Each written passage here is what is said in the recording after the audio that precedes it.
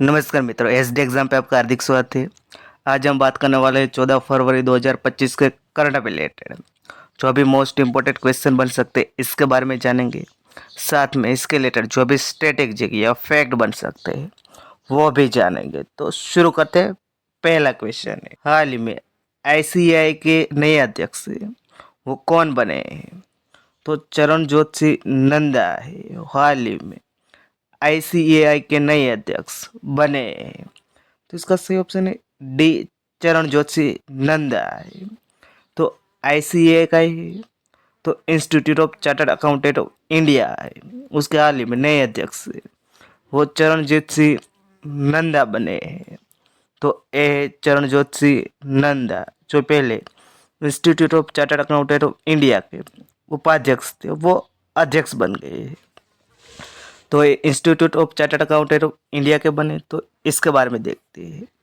इसका full name है the institute of chartered accountant of India है, जिसकी स्थापना हुई थी 1 जुलाई 1949 को हुई थी। मुख्यालय कहाँ पे? नई दिल्ली में। और जो अध्यक्ष यानी कि प्रेसिडेंट बने हाल में वो चरणजोत सिंह नंदा बने हैं। जो पहले वाइस प्रेसिडेंट, तो वाइस प्रेसिडेंट नए कौन बने हैं? तो प्रसन्ना कुमार डी है, वो वाइस प्रेसिडेंट बने हैं। तो हाल ही में कौन सी नई अपॉइंटमेंट हुई इसके बारे में देखते हैं। तो इस्पात मंत्रालय में मेमून आलम को निर्देशक नियुक्त किया गया है। जस्टिन होटाड़ को नोकिया का सीईओ नियुक्त किया गया है। और नोकिया किस देश की कंपनी है?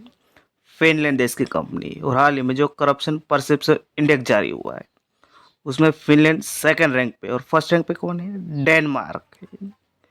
के बाला सुब्रमण्यम को सिटी बैंक इंडिया का प्रमुख नियुक्त किया गया है। Bureau of civil aviation security का महानिर्देशक है वो राजेश निर्वाण को नियुक्त किया गया है। और मारुति सुजुकी ने हिसाशी ताकेउचो को एमडी और सीईओ के रूप में फिर से नियुक्त किया गया है। शैलेश कुमार देवी को सॉफ्टवेयर कंपनी जोहो कॉर्प के नए सीईओ बने हैं। जितेंद्र पाल सिंह वो इजराइल में भारत के नए राजदूत नियुक्त किए गए हैं। और सीआरपी के महानिदेशक के रूप में ज्ञानेंद्र प्रताप सिंह को नियुक्त किए गए हैं। तो ये हाल में इम्पोर्टेंट अपॉइंटमेंट हुई है। तो नेक्स्ट देखते हैं, हाल ही में विश्व रेडियो दिवस है वो कब मनाया गया है? तो 13 फरवरी को हाल में विश्व रेडियो दिवस मनाया गया है। तो इसका सही ऑप्शन है बी, 13 फरवरी। तो ये 13 फरवरी मनाया गया है। तो इसके बारे में देखते हैं, ये वर्ल्ड रेडियो डे मनाने का उद्देश्य क्या है? तो जो पहले के समय ना टेलीविज़न था ना हमारे जैसा फ़ोन था, तब रेडियो एक माध्यम था। तो वो संचार, शिक्षा और सांस्कृतिक आदान प्रदान के माध्यम के रूप में रेडियो के महत्व के बारे में जागरूकता बढ़ाने और दूर दराज के क्षेत्रों में सूचना तक पहुंच बढ़ाने के लिए मनाया जाता है। उसकी थीम क्या रखी गई है? Radio and climate change. क्या रखी गई है? रेडियो एंड क्लाइमेट चेंज रखी गई है। ये पहली बार कब मनाया गया था? तो 13 फरवरी 2012 में वो पहली बार मनाया गया था। और ये किसके द्वारा मनाया जाता है? तो यूनेस्को के द्वारा मनाया जाता है। और यूनेस्को का हेडक्वार्टर कहाँ पे? तो पेरिस में है।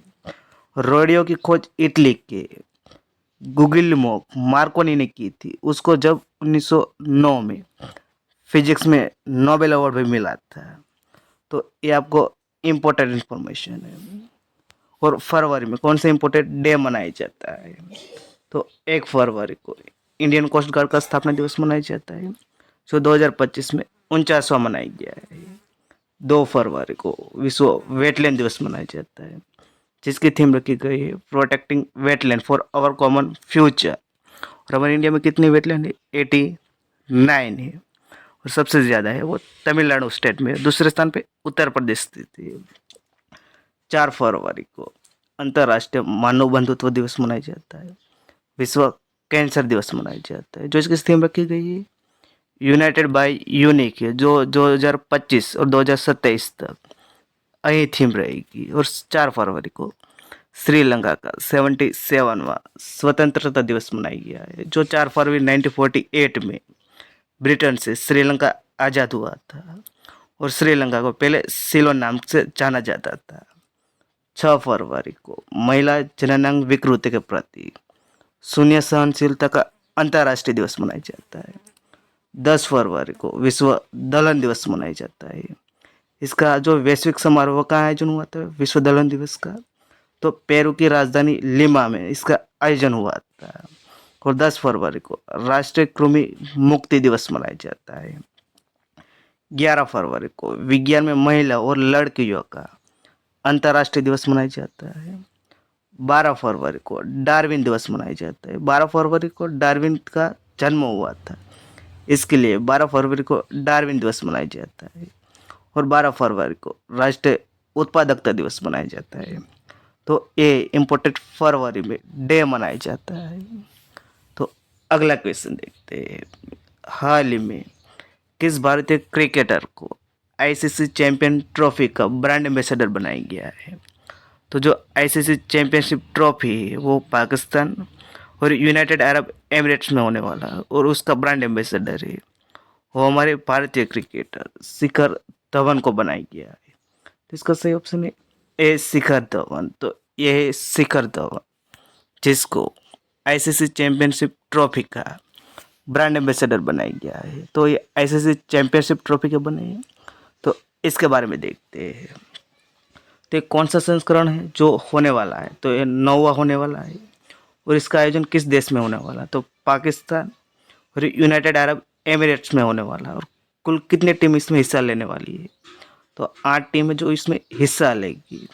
ये कौन सा फॉर्मेट होगा? तो वनडे इंटरनेशनल होगा, यानी कि 50-50 ओवर का होने वाला है। और ये 19 फरवरी से 9 मार्च तक चलने वाला है। और इसका थीम गीत क्या है? जो जीतो बाजी खेल के। और इसका एम्बेसडर है वो अभी हाल में बनाएगा, वो सरफराज अहमद को बनाएगा जो पाकिस्तान देश के। शिखर धवन है वो भारत के है। सेन वॉटसन है वो ऑस्ट्रेलिया के। और टीम साउथी है। ये चारों को आईसीसी चैंपियनशिप ट्रॉफी का ब्रांड एम्बेसडर बनाएंगे। और ये टीम साउथी है कि वो किस देश के खिलाड़ी, वो आपको कमेंट बॉक्स में बताना है। और जो 2019 में होने वाला है आईसीसी चैंपियनशिप ट्रॉफी, वो इसका आयोजन भारत में होने वाला है। तो अगला क्वेश्चन देखते हैं। हाल ही में मित्रा प्लेटफॉर्म है वो किसने लॉन्च किया है? तो security and exchange board of India ने मित्रा प्लेटफॉर्म है वो लॉन्च किया है। तो इसका सही ऑप्शन है C, security and exchange board of India, यानी कि सेबी के द्वारा मित्रा प्लेटफॉर्म को लॉन्च किया गया है।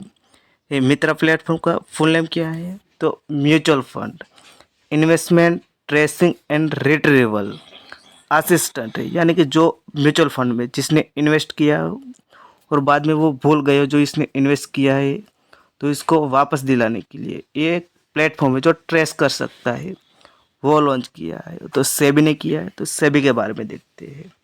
तो इसका फुल नेम है securities and exchange board of India, जिसकी स्थापना हुई थी 12 अप्रैल 1988 में हुई थी। मुख्यालय मुंबई में स्थित है। अध्यक्ष कौन है? तो वो हाल ही में माधवीपुरी बूच है।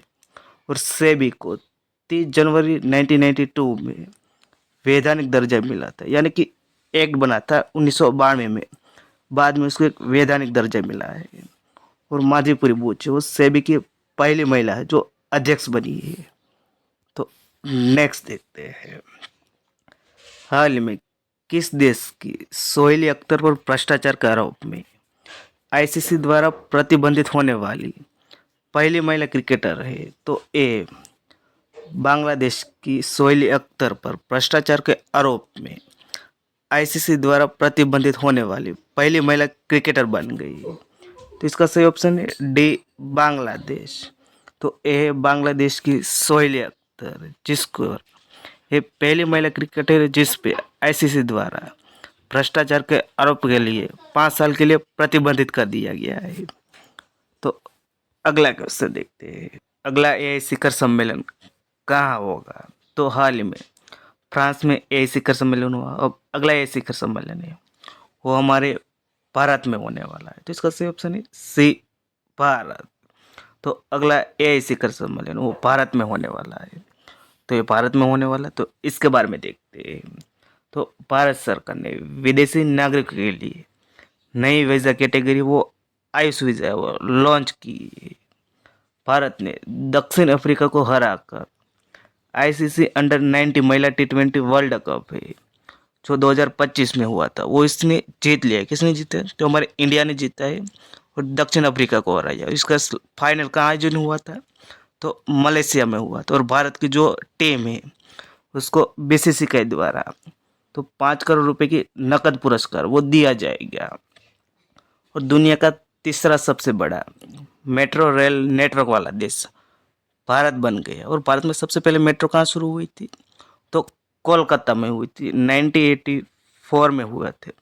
और कोलकाता किस नदी के किनारे बसा है? हुगली नदी के किनारे बसा है। और कोलकाता में जो पूर्व कमान है जो हमारी भारतीय सेना का है वो उसका नाम था, पहले क्या था? विलियम फोर्ट था। उसका नाम बदलकर विजय दुर्ग कर दिया गया है। तो नेक्स्ट देखते हैं। हाल ही में फ्रांस के मार्सेली में भारतीय कॉन्सुलेट का उद्घाटन किसने किया है? तो हमारे देश के प्राइम मिनिस्टर नरेंद्र मोदी वो हाल में फ्रांस के दौरे पर रहे। तो वहाँ नरेंद्र मोदी और जो फ्रांस के प्रेसिडेंट इमैनुअल मैक्रोन ने ये दोनों ने मिलकर मार्सेली में भारतीय कॉन्सुलेट का उद्घाटन किया है। तो इसका सही ऑप्शन है बी, नरेंद्र मोदी। तो ये है नरेंद्र मोदी और फ्रांस के प्रेसिडेंट इमैनुअल मैक्रोन ने जो दोनों ने मिलकर मार्सेली में भारतीय कॉन्सुलेट का उद्घाटन किया है। और फ्रांस में दूसरा कॉन्सुलेट है जो हमारे इंडिया का है। तो नेक्स्ट देखते हैं। हाल ही में विश्व का सबसे तेज सुपर कंप्यूटर लॉन्च किया गया है। इसका नाम क्या है? तो हाल ही में एल कैपिटन नाम से विश्व का सबसे तेज सुपर कंप्यूटर वो लॉन्च किया गया है और इसका नाम है एल कैपिटन है। तो इसका सही ऑप्शन है ए, एल कैपिटन। और किस देश के द्वारा लॉन्च किया गया है? तो यूनाइटेड स्टेट ऑफ अमेरिका के द्वारा विश्व का सबसे तेज सुपर कंप्यूटर है वो लॉन्च किया है। उसके पहले कौन सा सुपर कंप्यूटर जो सबसे तेज था? तो उसके पहले फ्रंटियर था जो यूनाइटेड स्टेट ऑफ अमेरिका ने लॉन्च किया था। इसके बाद ऑरोरा है और इसके बाद ईगल है जो सुपर कंप्यूटर था। तो ये है एल कैपिटन। तो नेक्स्ट देखते हैं। हाल ही में महादजी सिंधिया राष्ट्रीय गौरव पुरस्कार से किसे सम्मानित किया गया है? तो ये महाराष्ट्र के deputy chief minister Eknath Shinde को महादजी सिंधिया राष्ट्रीय गौरव पुरस्कार से सम्मानित किया गया है। तो इसका सही ऑप्शन है ए, एकनाथ शिंदे। तो ये है महाराष्ट्र के deputy chief minister Eknath Shinde जिसको महादजी सिंधिया राष्ट्रीय गौरव पुरस्कार से सम्मानित किया गया है। तो हाल में कौन से अवार्ड दिए गए इसके बारे में देखते हैं। तो भारतीय अमेरिकन चंद्रिका टंडन ने ग्रैमी अवार्ड जीता है। ये कौन से एल्बम के लिए जीता है? तो त्रिवेणी एल्बम के लिए जीता है। पंडित स्वप्न चौधरी को राष्ट्रीय तानसेन सम्मान 2023 से सम्मानित किया गया है। हिंदी भाषा के लिए गगन गिल को साहित्य अकादमी पुरस्कार दिया गया है। कौन सी कृति के लिए दिया गया है? मैं जब तक आई बाहर के लिए दिया गया है। विनीसियस जूनियर को 2024 फीफा सर्वश्रेष्ठ पुरुष खिलाड़ी का अवार्ड मिला है। टाइम मैगजीन ने डोनाल्ड ट्रंप को पर्सन ऑफ द ईयर घोषित किया है। प्रतिष्ठित 34वां व्यास सम्मान 2024 से सूर्यबाला को दिया जाएगा। और कौन सी कृति के लिए? कौन देश को वासी के लिए? माधव गाडगिल को champion of the earth award से सम्मानित किया गया है। जसलिन कौर को ब्रिटेन का प्रतिष्ठित टर्नर पुरस्कार मिला है। और फिलिप नॉइस को सत्यजीत रे लाइफ टाइम अचीवमेंट पुरस्कार से सम्मानित किया गया है। और अनिल प्रधान को तीसरा रोहिणी नैयर पुरस्कार मिला है। और हाल ही में बीसीसीआई के द्वारा C K Naidu life time achievement पुरस्कार से सचिन तेंदुलकर को दिया गया है। तो नेक्स्ट देखते हैं। हाल में हिंदुस्तान एरोनॉटिक्स लिमिटेड का हिंदुस्तान जेट ट्रेनर जिसको HJT-36 का नाम बदलकर क्या रख दिया गया है? इसका नाम बदलकर यशस रख दिया है। तो इसका सही ऑप्शन है डी, यशस। जो हिंदुस्तान एरोनॉटिक्स लिमिटेड का जो हिंदुस्तान जेट ट्रेनर था, जिसको HJT-36 कहा जाता है, उसका नाम बदलकर यशस कर दिया गया है। तो नेम चेंज कर दिए गए। तो अब हाल में कौन से नेम चेंज किए गए इसके बारे में देखते हैं। तो जोमेटो की जो पेरेंट कंपनी का नाम बदलकर इटर्नल कर दिया गया है। भारतीय सेना के पूर्वी कमान जो कोलकाता में था, उसका जो हेड क्वार्टर था जो विलियम फोर्ट में था, उसका नाम बदलकर विजयदुर्ग कर दिया गया है। असम के करीमगंज जिले का नाम बदलकर श्रीभूमि कर दिया गया है। पोर्ट ब्लेयर का नाम बदलकर श्री विजयपुरम कर दिया गया, जो अंडमान और निकोबार की कैपिटल है। महाराष्ट्र के अहमदनगर का नाम बदलकर अहल्यानगर कर दिया गया है। महाराष्ट्र के औरंगाबाद का नाम बदलकर छत्रपति संभाजीनगर कर दिया गया है। नेहरू स्मारक संग्रहालय और पुस्तकालय सोसाइटी का नाम बदलकर प्रधानमंत्री संग्रहालय और पुस्तकालय सोसाइटी कर दिया गया है। बांद्रा वर्सोवा सेलिंग का नाम बदलकर स्वतंत्र वीर सावरकर सेलिंग कर दिया गया है। और सौराष्ट्र क्रिकेट एसोसिएशन का नाम बदलकर निरंजन शाह स्टेडियम कर दिया गया, जो राजकोट में स्थित है। तो नेक्स्ट क्वेश्चन देखते हैं। हाल में रोमानिया के अंतरिम राष्ट्रपति कौन बने हैं? तो ली बोलोजान है, वो रोमानिया के अंतरिम राष्ट्रपति के रूप में बने हैं। तो इसका सही ऑप्शन है ली बोलोजान। तो ये ली बोलोजान जो रोमानिया के अंतरिम राष्ट्रपति बने हैं। तो रोमानिया के बने, तो रोमानिया देश के बारे में देखते हैं। तो ए यूरोपियन कंट्री रोमानिया, जिसकी कैपिटल क्या है? बुचारेस्ट है। और करेंसी क्या चलती है? तो यूरो चलती है। प्रधानमंत्री वो मार्सेल सियोलाकू है। और हाल में एक्टिंग प्रेसिडेंट बने वो ली बोलोजान बने। रोमानिया क्यों चर्चा में आता है? तो क्योंकि हाल में जो रोमानिया देश की जो टेनिस खिलाड़ी है जो सिमोना हालेप है, उसने हाल ही में टेनिस से संन्यास ले लिया है। तो अगला क्वेश्चन देखते हैं। हाल ही में कहाँ नवम पेरायरा महोत्सव है वो मनाया जा रहा है? तो ये श्रीलंका देश में नवम पेरायरा महोत्सव है मनाया जा रहा है। तो इसका सही ऑप्शन है ए श्रीलंका। ये श्रीलंका में मनाया जाए, तो श्रीलंका के बारे में देखते हैं। तो ए मैप में श्रीलंका, इसकी राजधानी क्या है? कोलंबो है। और कोलंबो है वो एग्जीक्यूटिव और जुडिशियल कैपिटल है। जबकि श्री जयवर्धनपुरम कोटे है वो लेजिस्लेटिव कैपिटल है। करेंसी क्या चलती है? रुपये चलती है। राष्ट्रपति वो अनुरा कुमारा दिशा नायक है। और प्रधानमंत्री कौन है? हरिणी अमारा सूर्या है। और इसके श्रीलंका के कुछ फैक्ट के बारे में जानते हैं। श्रीलंका को पहले सिलोन के रूप में जाना जाता था। श्रीलंका को 4 फरवरी 1948 को ब्रिटेन से स्वतंत्रता मिली थी। और 2025 में कौन सा स्वतंत्रता दिवस मनाया गया है? तो 77 में मनाया गया है। भारतीय प्रायद्वीप से मन्नार की खाड़ी और जो पाक चौड़ामरू मध्य यानी कि पाक स्ट्रेट है और मन्नार की खाड़ी है, इसके द्वारा इंडिया और श्रीलंका है वो अलग होते हैं। सबसे अधिक बोली जाने वाली भाषा कौन सी जो श्रीलंका में बोली जाती है? तो सिनहल भाषा बोली जाती है। और विश्व में पहली प्रधानमंत्री बनी थी यानी महिला प्रधानमंत्री बनी थी वो श्री माओ बंदर नायक थी जो श्रीलंका में बनी थी। तो वीडियो आपको अच्छा लगे तो लाइक कर देना, शेयर कर देना, चैनल पर चैनल को सब्सक्राइब कर देना। वीडियो के लिए थैंक यू सो मच।